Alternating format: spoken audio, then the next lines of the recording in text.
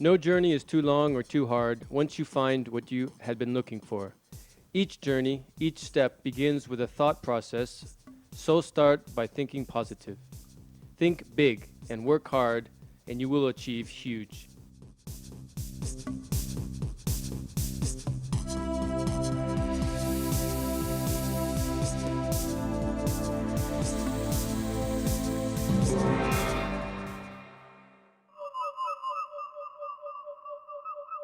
So, what are the functions of muscle? What are the components that make a sports person complete? What makes up a complete martial athlete? The notion is often referred to as the S factor.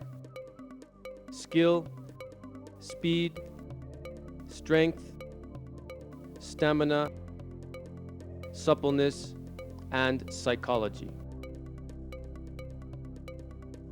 I see many martial artists who put most of their time, commitment, and focus into developing the skill. It is crucial to have the skill. However, you may have the driving skills of Michael Schumacher, but if you are driving an old, rusty 1.2-liter vehicle, you don't stand much of a chance of completing your race. This is when you take your car into the garage to make some alterations to your car. Install a bigger engine, twin turbo injection, new exhaust, etc., etc. You see where I'm coming from. From the S factor, we can identify the different components that are required in different ratios to different sports. Each of the S factors should be included in any training session, irrespective of their degree of importance. Ignoring one or completely taking it out of the equation is like pulling a component out of a transistor radio. No matter how small or insignificant it may seem, the radio will cease to work. What part of martial arts preparation is done in the gym? When it comes to training, I have to say, over the years, I've probably heard so many different training theories that people have applied, and I've probably tried most of them myself. But if I was to generically isolate one important factor or equation, what makes a successful sports person or martial athlete, I would probably break them down into different components, which are often referred to as S factor, which constitute of skill, speed, stamina, strength, and suppleness. And obviously there is psychology, spelt with a P, pronounced with an S. I believe to become overall good sports person, you need to work on these components at different ratios and different proportions.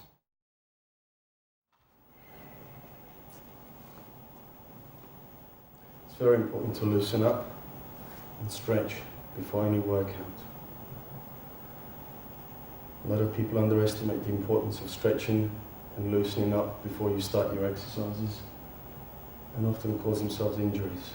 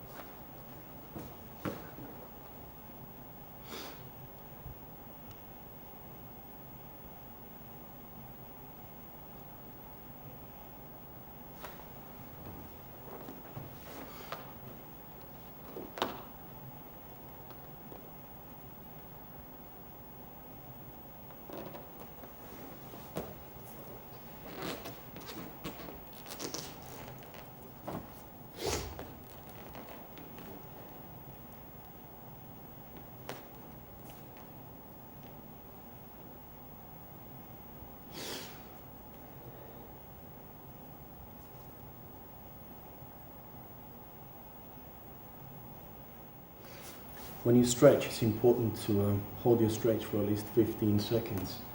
for your muscle fibers to elongate.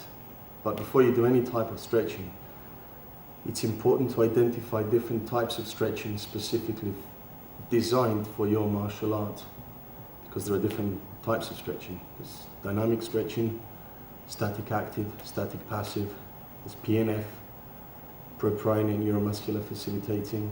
So it's very important to make yourself familiar with these different types of stretching and identify which ones are more beneficial for your martial art requirements. But it's also very important to warm up sufficiently prior to stretching, because you don't want to cause yourself any unnecessary injuries which may put you out of training for a while. So make sure you're nice and warm, your tendons, your ligaments, your muscles are warm enough to be stretched.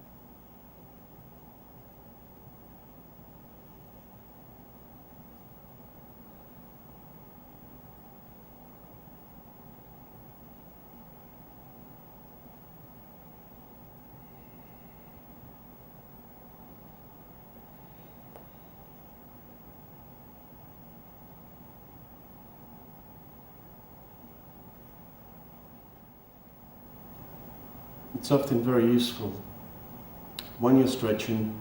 You can use this time to meditate, reflect back on some of the techniques you've gone through, picture yourself doing well, visualize yourself picking up that trophy in a tournament, visualize yourself getting the new belt, visualize yourself passing your grading. So plant those positive thoughts in your head. It's a very useful time. Try and relax in this position and insert positive thoughts in your head. Just remember, every action starts with a thought. So if you begin with a positive thought, you are getting yourself along the right track.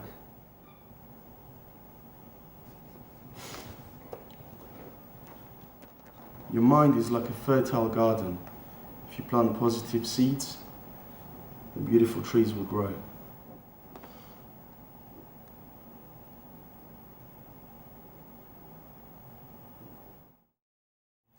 One thing I would like to mention though is safety should always come first.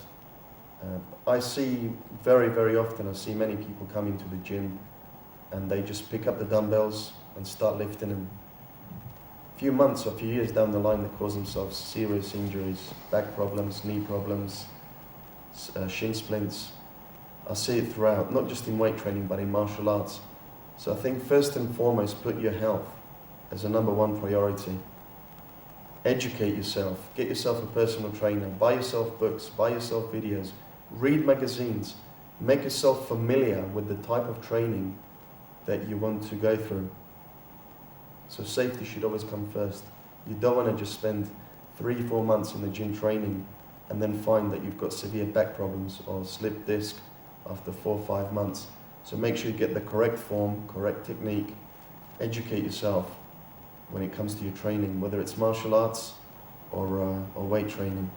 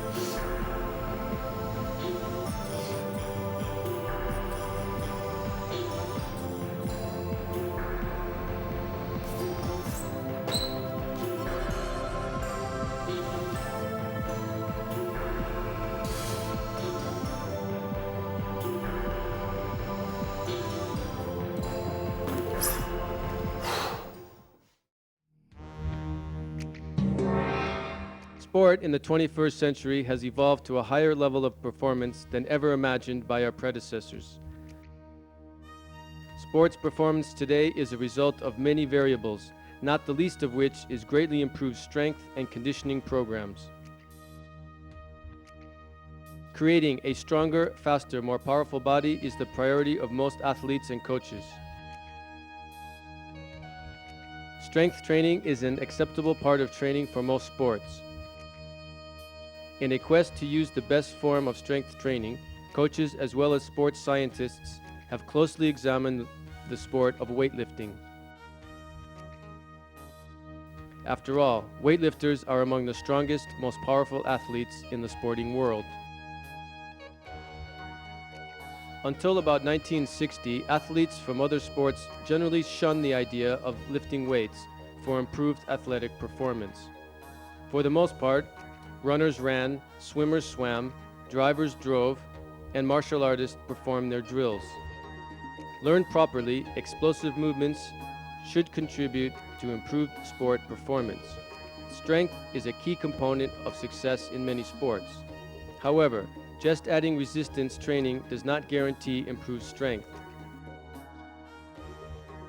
Why some forms of resistance training may not produce gains in strength becomes clear when we define the term strength.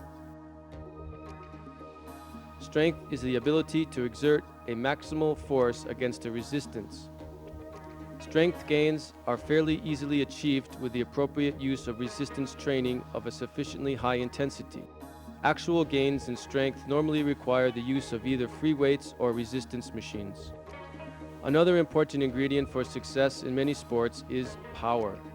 We can clearly identify different types of strength: explosive strength, speed strength, and isometric strength. The two ways to evaluate strength is absolute strength and relative strength. Absolute strength is crucial for most sports. However, particularly for those that involve moving a heavy resistance, such as in wrestling and powerlifting. The other important form of strength that is important to identify is relative strength. Relative strength is easily defined as your strength to weight ratio. How strong are you when your strength is expressed as a percentage of your body weight? In some sports, however, that involves quick movements. The ability to accelerate a weight or mass is the key to success. This may involve only your own body weight with no additional resistance, as with martial arts movements. Newton's second law of motion deals with acceleration. It states that for bodies of constant mass, acceleration is proportional to the force that causes it and takes place in the direction in which the force acts. Gaining strength improves your ability to accelerate a mass, provided you specifically train your acceleration skills as well. To make continued gains in strength, you need to use a progressive overload. The theory of progressive resistance, which relates to all aspects of physical conditioning, not just resistance training, states that you must periodically make the effort more difficult in order to coax the muscles to a higher level of response. Power is the one ingredient that often spells success in many sports. Simply following strength-power athlete training programs is not always the complete answer. A boxer or a martial artist, for instance, may benefit from performing explosive weightlifting specific exercises. However, neither athlete is going to perform in any way resembling a weightlifter. The amount of transfer to their sport may be less than, say, that of a volleyball player. Therefore, a boxer or martial artist would need to include other exercises more specific to their activities. In theory, plyometric training enables a muscle or muscle group to reach its maximum force in the shortest possible time. This evidently has a direct application to sport. For an exercise activity to be plyometric, it must include what is known as a stretch shortening cycle. This refers to the process of loading a muscle eccentrically. The muscle lengthens against tension, followed rapidly by a concentric muscle action. The muscle shortens against resistance. The initial rapid eccentric motion allows the subsequent concentric action to exceed that which it could produce alone.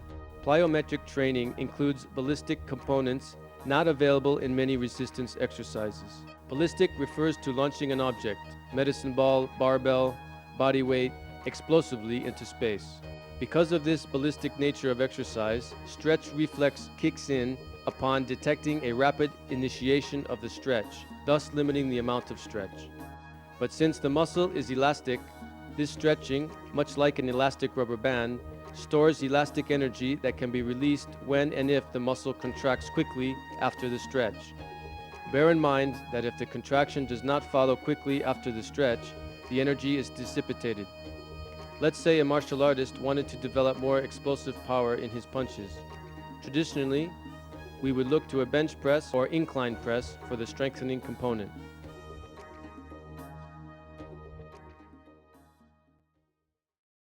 How do you apply your weight training to martial arts?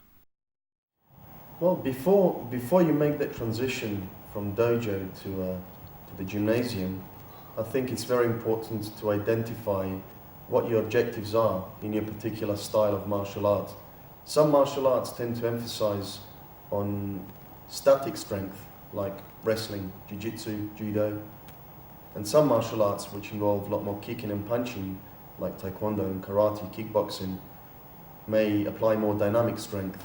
So first of all, you need to identify what type of strength your martial art requires before you can set on this journey to acquire, to reach those goals. Once you have identified your objectives, it's also very important to identify where you stand at this present time, just like you would map out any journey in your life. And from there on, you have to monitor this progress that you're making for your own benefit. What are your goals when it comes to training a martial art in the gym? Most people, I think, go to the gym for, I wouldn't say so much vanity reasons, but for cosmetic reasons, to shape up, to look good, to feel good about themselves, to lose weight. My initial goal, my initial journey to the gym was to evolve and supplement my current martial arts training. And I think a lot of conventional, traditional martial arts rely very much on conventional training methods as they were practiced hundreds of years ago, which involve a lot of practice of their skill side of things. And I mentioned earlier on that skill is only one component of their training. Having the skill alone may not be enough in circumstances such as someone who's a competitor, someone who's taken up martial arts very seriously. It's becoming more and more evident the benefits of training in gymnasium by various sports people, because more and more sports people are turning to gym to supplement their current training. Your weight training, is it especially designed to develop strength and apply it? That's correct. When I go to the gym, I attempt to make my muscular fibers more explosive and stronger. But one thing you should never forget is that's not the end of the journey. Is you should be able to translate and apply the strength which you have gained in the gym. So how do you do that? You have to supplement it with flexibility training as well as plyometrics. Plyometrics are there to bridge the gap between strength and speed. It's very crucial. There's no point of having big body, big muscles if they're not functional, if you can't use them for everyday purpose in your martial art or whatever sport you may be practicing. What would you say are the benefits of being strong in martial arts? Well, clearly, if your muscular fibers are contracting at faster rate or stronger than they used to, your techniques will become more effective, more efficient. Your output, your power is going to be higher, and therefore you will overcome your opponent, whether it's self-defense or tournament fighting, at so much more ease than you have done previously. Do you believe the size of the muscles can endanger speed and endurance? Well, it can. It can if your training is not correct. If you're training purely for cosmetic reasons, just to build big bulky body, but you're not translating those muscles into functional use, then yes, it can have detrimental effects. It can slow you down. But if you do correct training, then that muscle should serve you to make you faster, to make you more powerful, to make you more efficient Whatever you do, whether it's katas, whether it's competitive fighting, whether it's self-defense. In what proportion do you train the muscular mass and strength compared to the Taekwondo training in the dojo? Taekwondo training is something I can do every day. Weight training in the gym clearly involves resistance to your muscular fibers, which means you're breaking down that muscle tissue, which takes relatively longer for it to recover. So therefore, it's really sufficiently enough to go to the gym 3 times a week. Give yourself enough time to rest in between each workout. But then again, you should divide each and every one of those workouts into different body parts. So when you go into the gym, you should never try and attempt to train your whole body in the same day. So you can split it into, for instance, doing back on Mondays, shoulders on Wednesdays, legs and arms on Fridays, maybe rest on Saturdays. Sunday you can do abs and some cardiovascular training, combine it with plyometrics.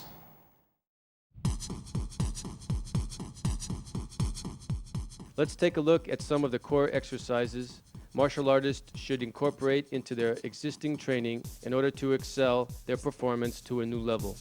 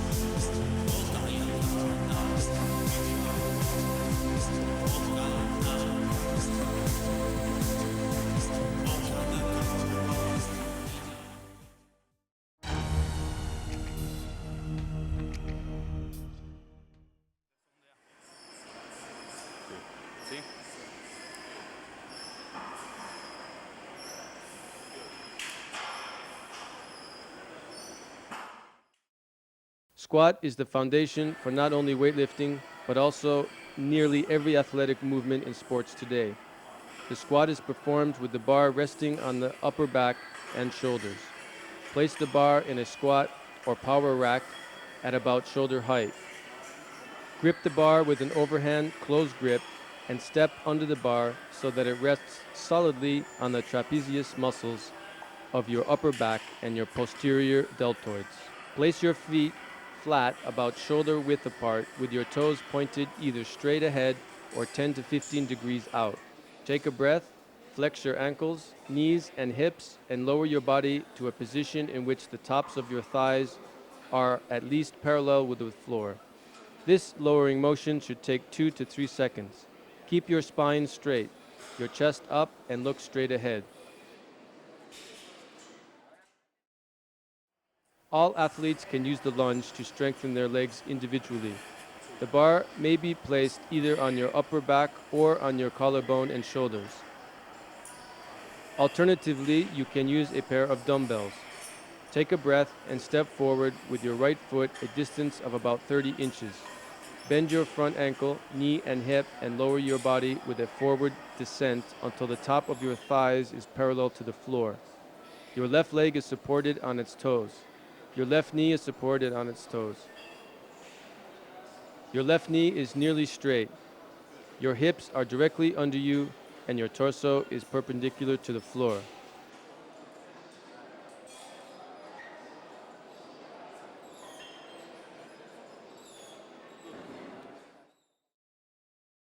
The split squat is an advanced form of squatting that is not necessary for newcomers, but may certainly be useful for advanced martial artists. Get into a position with either the barbell on your shoulders or a pair of dumbbells in your hands as illustrated in the video. Flex, bend your forward ankle, knee, and hip until your rear knee lightly contacts the floor. Stand and repeat for the desired number of repetitions. Switch legs and perform the desired number of reps on the other leg.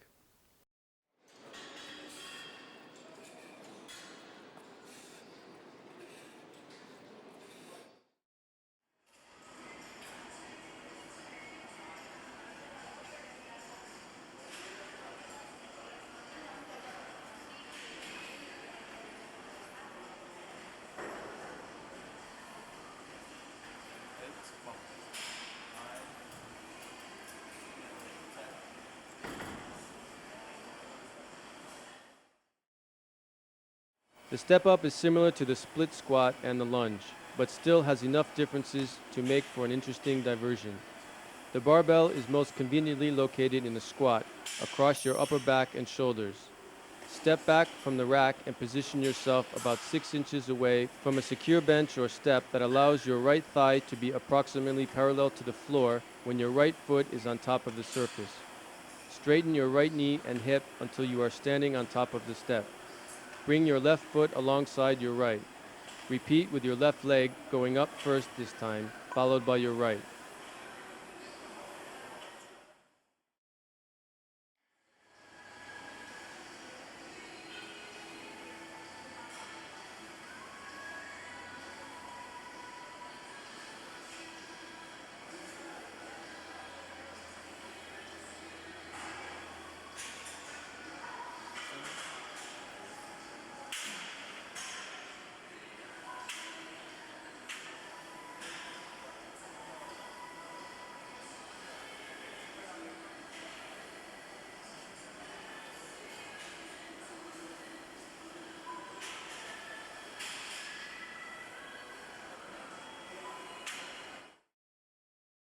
The snatch consists of rapidly lifting a barbell from its starting position on the floor to an overhead position in one continuous motion.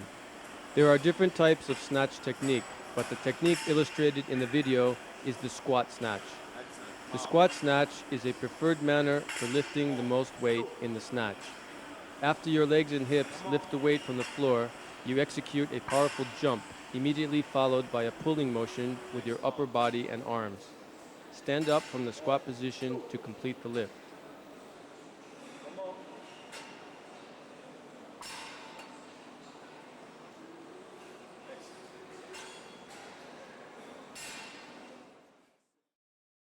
Ready? Okay, let's do it. One set. One. Let's go. 2, 3. Let's go. 4, 5, 6, 7, 8, 9, 10. Good.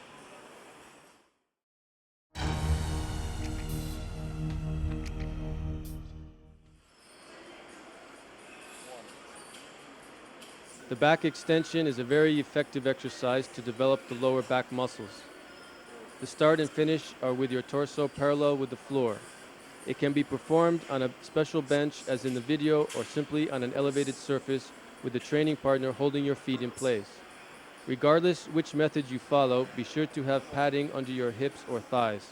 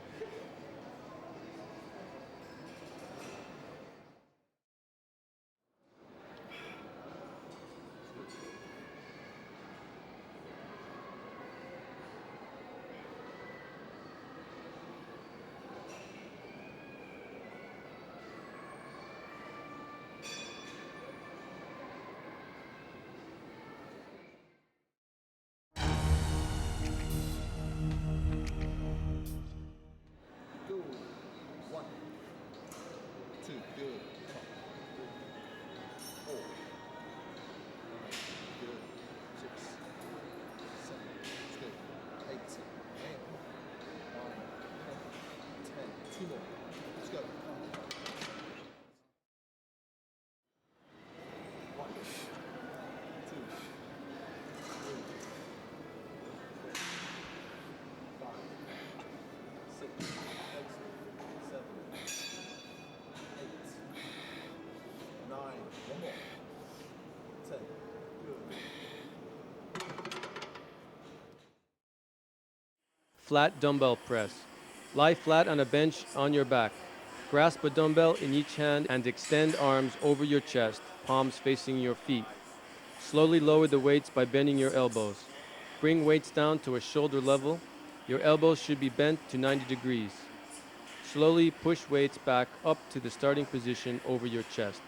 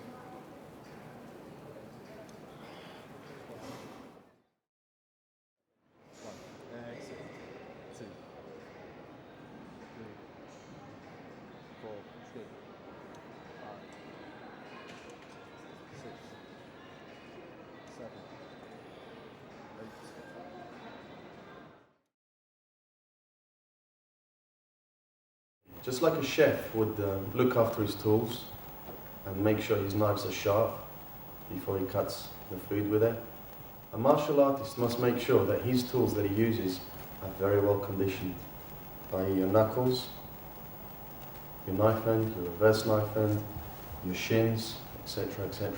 Otherwise, when you strike your target, you'll cause yourself an injury and you'll probably be out of training for quite a while. So it is very important throughout your training that you condition the tools that you use in your combat. So for instance, when you do your push-ups, If you're over the age of 16, try and do push-ups on your knuckles.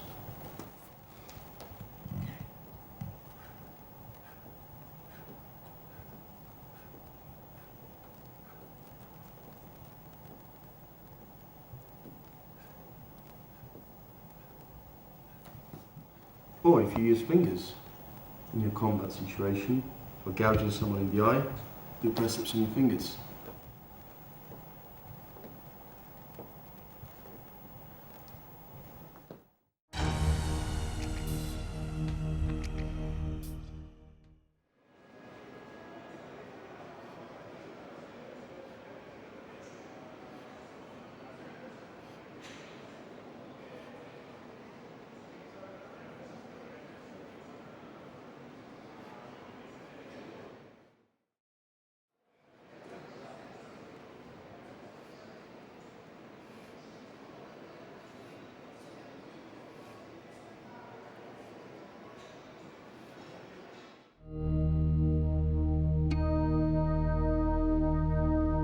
Plyometrics, the #1 method for developing sports-specific power and speed.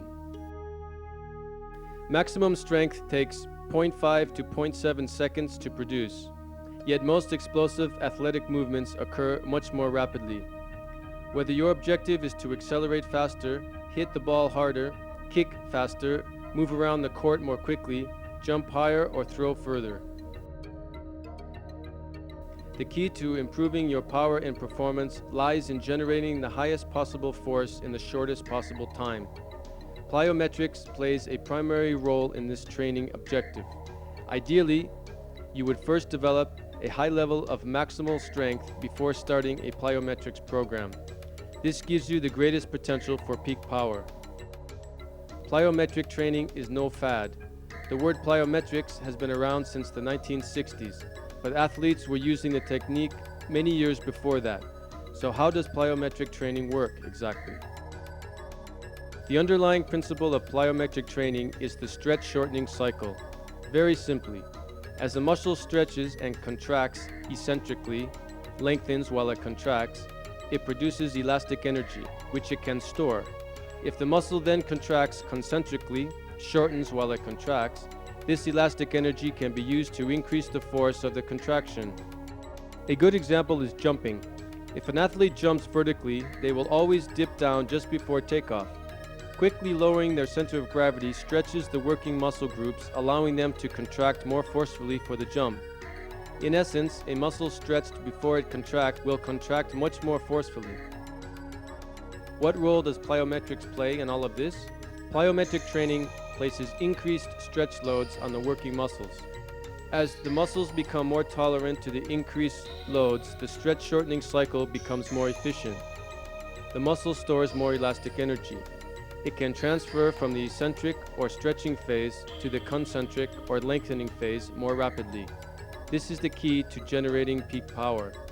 The following guidelines will help you to make your plyometric training safer and more effective.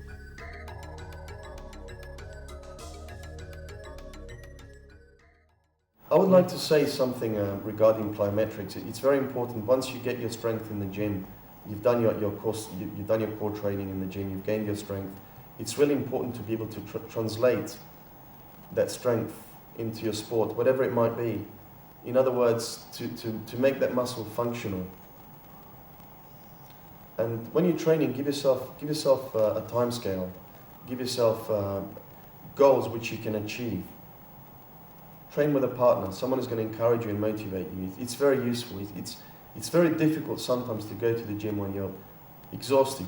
You're straight from work, you've got no energy whatsoever, you're probably feeling sore from your training session the previous day. It's very important to stay positive and give yourself a goal. Give yourself a time limit of, let's say, 3 months. I'm going to achieve this, that and the other within 2 months. I'm going to lose so much weight by May, June, July. Or I'm going to get into splits by August. So give yourself goals that you can achieve. Don't set yourself goals which are unachievable, because you will lose motivation and you'll probably give up in the end because you're not getting the goals, you're not achieving what you set yourself to achieve. So I would say to yourself, before you start making that journey, identify where you stand, where you want to get to, and work methodically and systematically to achieve those goals, slowly, one step at a time. You can't say to yourself, I want to get fast, flexible, strong, big, everything at once. Do one thing at a time. Same applies to when you go to the gym, when you train on particular body parts. It's much more difficult to train on everything in the same day. So split your workouts into, one day I'm going to do back, next day I'm going to do shoulders, the day after I'm going to do my legs. And just remember, no journey is too hard or too long once you find what you've been looking for. So there is light at the end of that tunnel, and that journey, I'm sure, is more pleasurable than reaching destination itself. So enjoy your journey, enjoy your training, make it fun. I would like to also say, when you're training, it's important to vary your workouts. Don't stick to the same exercises week in, week out. You need to keep shocking your system, keep shocking your body. Give it reason to respond. Give your body some sort of stimulus to get stronger, to get faster. And best way to do that is to keep shocking the system and keep adding resistance. Change the intensity of your workout. Change the duration of your workout. Change the weight. So keep altering those training sessions. Make it more fun. Train with a partner, someone who's going to motivate you, encourage you, and give you an incentive. It's much more fun than making that journey yourself, like anything else in life. Okay, these are plyometrics. Very good for explosiveness in your legs. And this is once again what bridges the gap between strength and speed. Explosive work.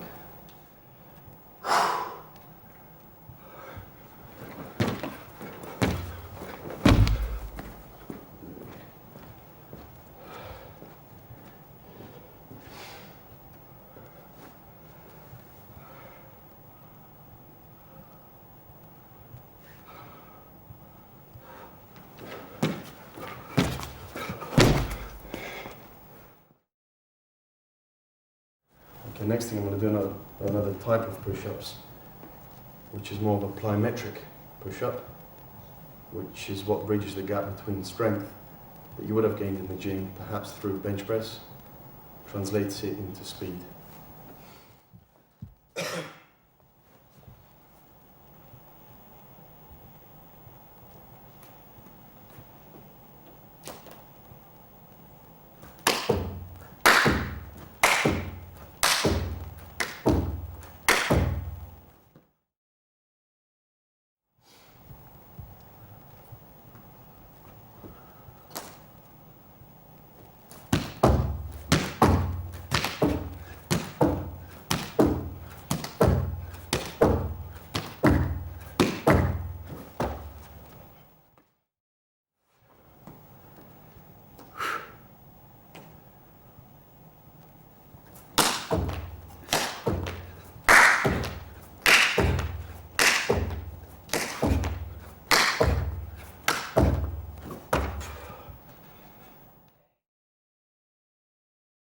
What would you say are the most important elements of muscular training for martial arts? When it comes to any training, I think the intensity is a very important factor. It may sound really crude and harsh, but what you're doing when you're training, you're actually damaging muscle tissue. And that way, you're encouraging your body to evolve and progress in order to survive. We all have survival instincts. When you break down that muscle tissue, your body wants to get stronger in order to survive. So training itself is only one part of the journey. You need to supplement your training with correct nutrition and obviously rest. It's during that rest time that your body really recovers and gets time to recuperate and get stronger, get faster, get more flexible. So you need to combine your training with correct nutrition. So I would advise you, if you're really serious about your martial art, to turn to books on nutrition. And how many exercises would you do to develop the different parts of your body? I've really, like I said earlier on, I've experimented different training methods, but a lot of research seems to indicate that if you do roughly 3 to 4 sets, between 6 and 15 repetitions per set is kind of ideal number to stimulate your muscle fibers to respond in such a way that they do adapt and get stronger, get faster. or they can simply endure for longer periods of time. In your body, you've got two types of different muscle fibers. You've got slow twitch fibers and fast twitch fibers. Slow twitch fibers are used for endurance sports like marathon, and fast twitch fibers are used for explosive sports like shot put, sprinting, and martial arts. They're often referred to as aerobic or anaerobic exercises. Do you train some specific exercise in order to develop these kinds of muscles, thinking only about martial arts? Oh, absolutely. Absolutely. If you're a tournament fighter, it's important to have all-round endurance fitness. You may be in your tournament going through 12 rounds in one day, and then you've got to fight the next day. So it's very important that you're training your slow twitch muscle fibers as well as your fast twitch in right proportion, depending how much your martial art requires for your specific event. If your event only goes on for 2 minutes, you don't really need much slow twitch fibers, which are designed for endurance. You would tend to focus on slow twitch fibers, which involve explosiveness, short bursts of energy. If you look at people who are fighting in the ring, you spend in the ring 2-3 minutes. Out of those 2-3 minutes, you spend most of your time actually bouncing around. How many kicks and punches do you actually throw during those 2-3 minutes? You're really recruiting your fast twitch fibers during your workout, during your tournament. So those are the kind of muscle fibers you should be focusing on when you're performing your sets and repetitions in the gym.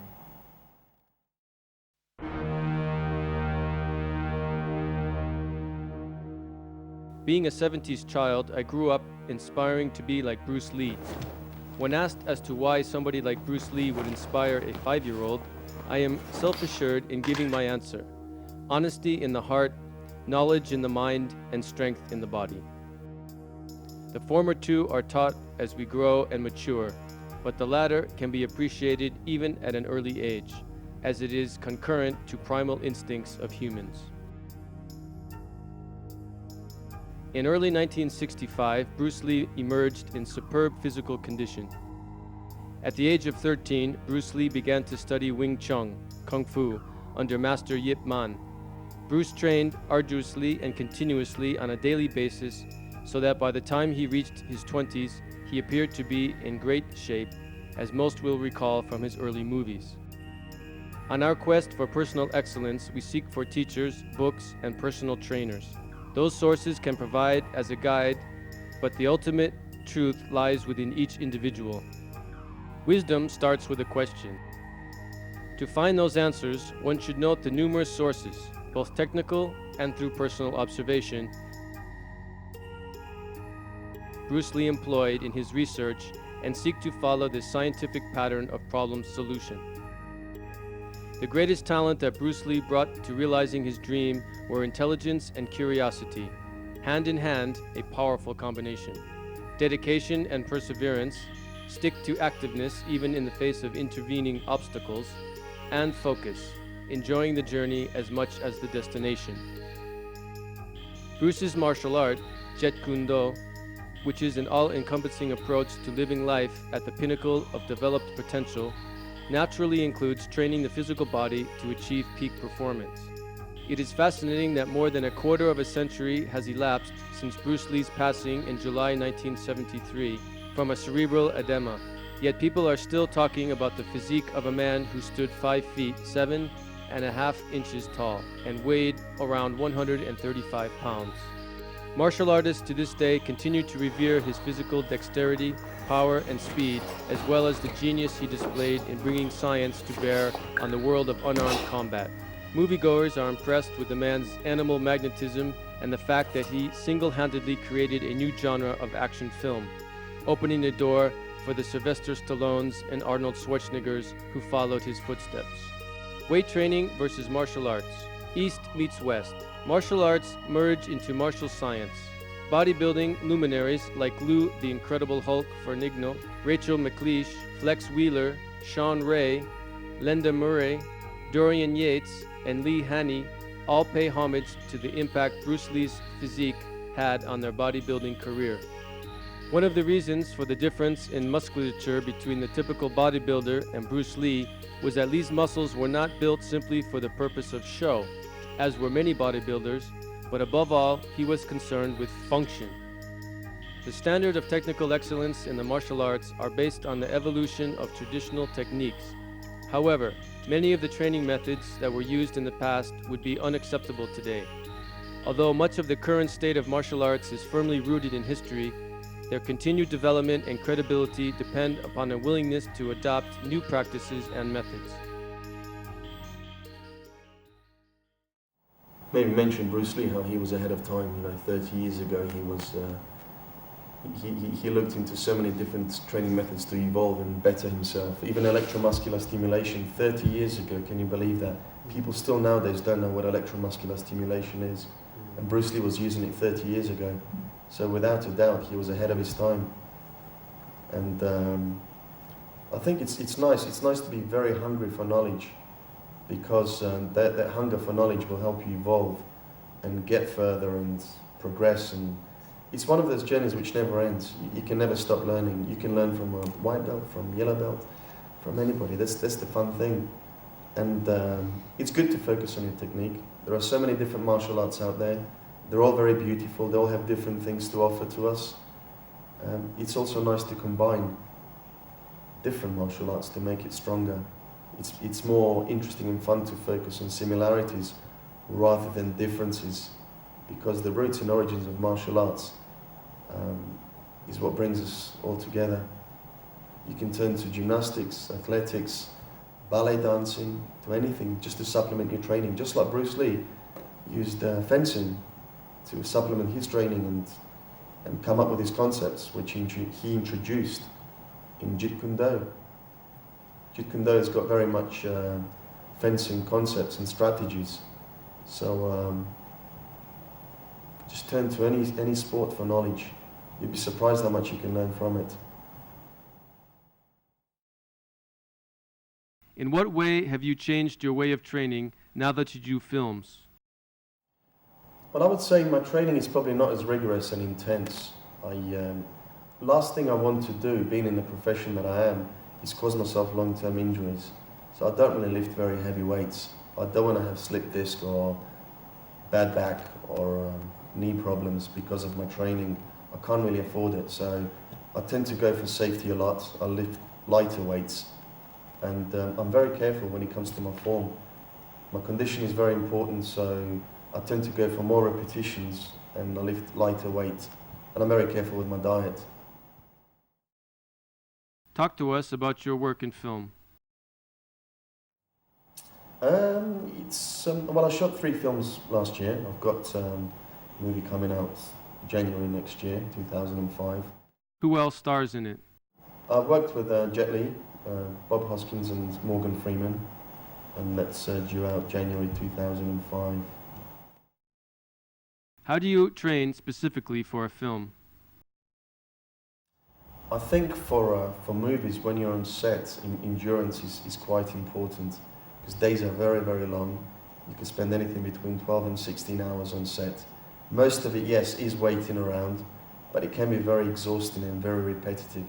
You may have to do 20, 30 takes of a specific scene before you get it right. So endurance is quite important. I don't really require that much strength, although speed is an important factor which I need to incorporate into my training, and flexibility. So I'm still working on all-round training.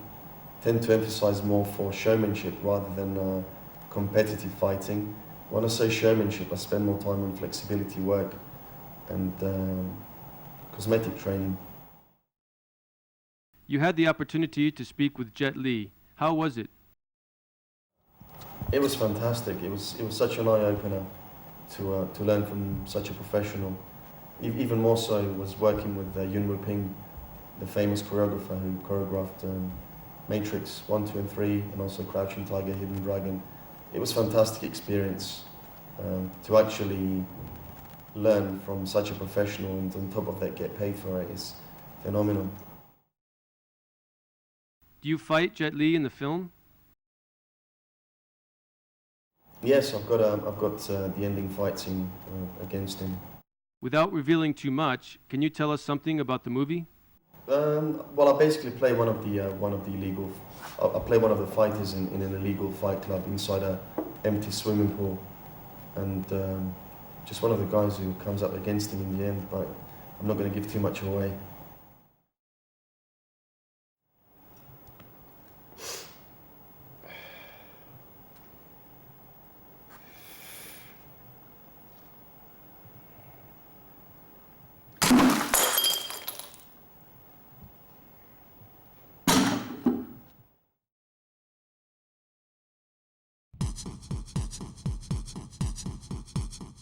Sports scientists have identified a very specific area which requires particular attention, but the committed martial athlete has to apply theories to the real world.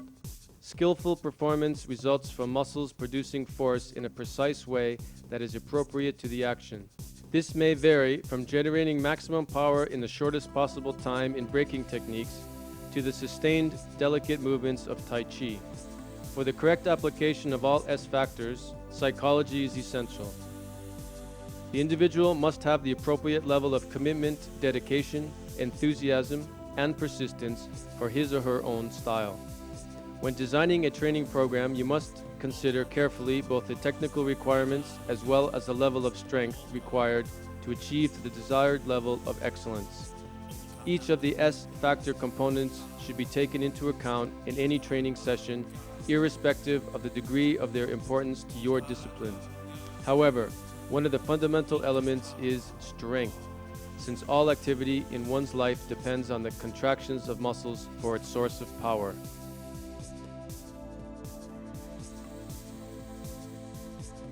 No journey is too long or too hard once you find what you had been looking for. Each journey, each step begins with a thought process, so start by thinking positive. Think big and work hard and you will achieve huge. Plan your journey, identify where you stand, and give yourself realistic, time-specific goals. Monitor your progress along the way. Just remember, by failing to prepare, you are preparing to fail. Don't dream your life, live your dream.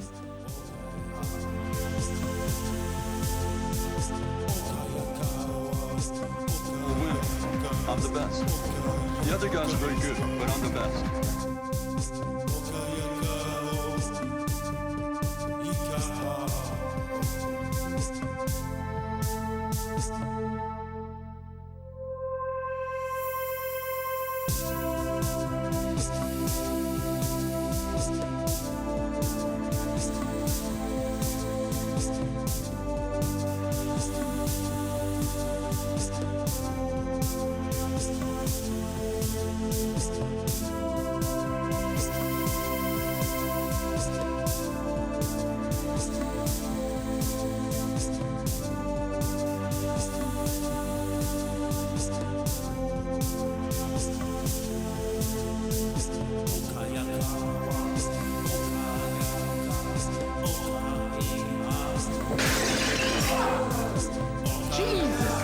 Can you believe that? Can you give it up?